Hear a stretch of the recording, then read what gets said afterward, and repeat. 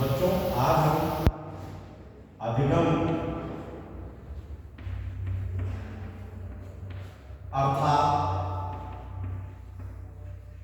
सीखना के विषय में चर्चा करेंगे। अधिगम एक ऐसी प्रक्रिया है जो जीवन पर्यंत चलती रहती है। जन्म से लेकर मृत्यु तक मनुष्य निरंतर अपने कार्यों से, परस्पर दूसरे व्यक्तियों के अनुभवों से सीखता ही रहता है। सीखना इसके दो पहलू हैं। एक पहलू है सार्वभौमिक और इसका दूसरा पहलू है निरंतरता, यानी निरंतर चलने वाली प्रक्रिया।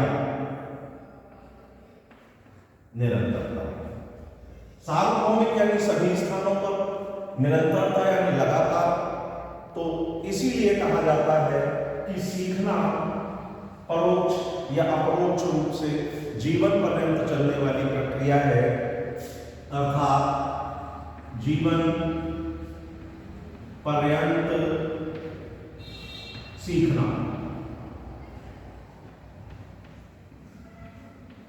यहां एक बालक जब जन्म लेता है, जन्म के पश्चात ही वह सीखना प्रारंभ कर देता है। प्रारंभिक क्षणों में वह अपने बड़े जो उसके पारिवारिक जन हैं, माता पिता हैं या बड़े भाई बहन हैं, संबंधी हैं, उन सब से वो देखकर उनका अनुकरण करके कार्य को करना सीखता है।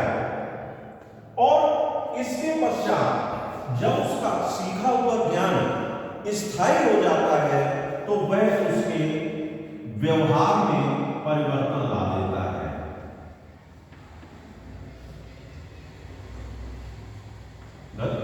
परिवर्तन। तो हम यहां ये कह सकते हैं कि सीखने का सीधा सीधा अर्थ है उसके व्यवहार में परिवर्तन। हिल्डार्ड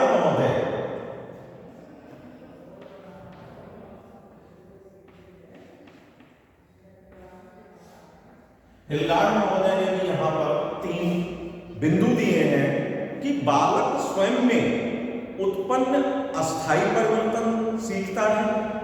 क्या बालक अनुभव से लाभान्वित होना सीखता है? क्या सभी प्रकार के परिवर्तन सीखना है?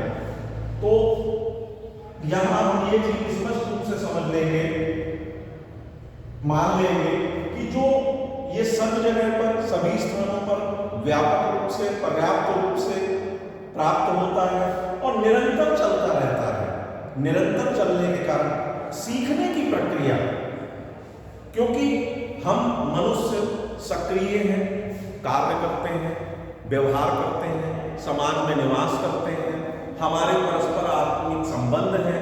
इन सारे संबंधों के परिणाम स्वरूप हम जीवन पर्यंत कुछ ना कुछ सीखते रहते हैं।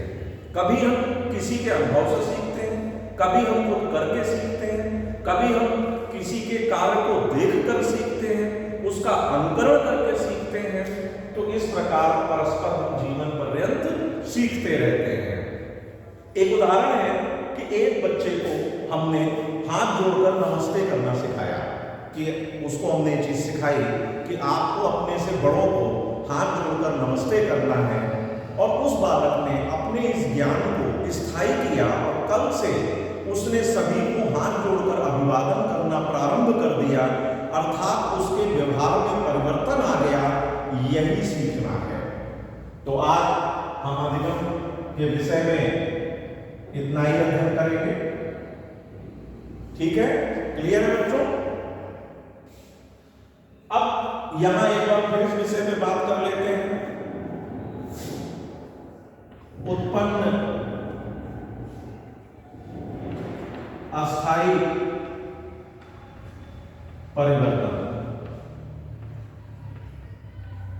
देखिए यहां पर एक चीज और भी है कि सीखना जो है वो सकारात्मक होना चाहिए, नकारात्मक नहीं होना चाहिए।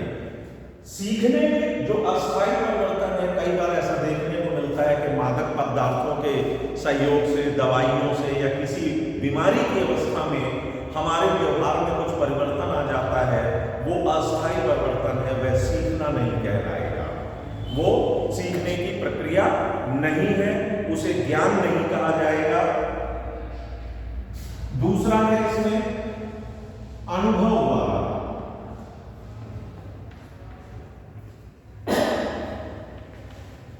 जब बालक कुछ कार्य करता है तो वो उस कार्य करने के पश्चात जो उसको अनुभव प्राप्त होते हैं, क्या वह अपने अनुभवों से स्वयं लाभान्वित होना सीख लेता है, और क्या सभी प्रकार के परिवर्तन,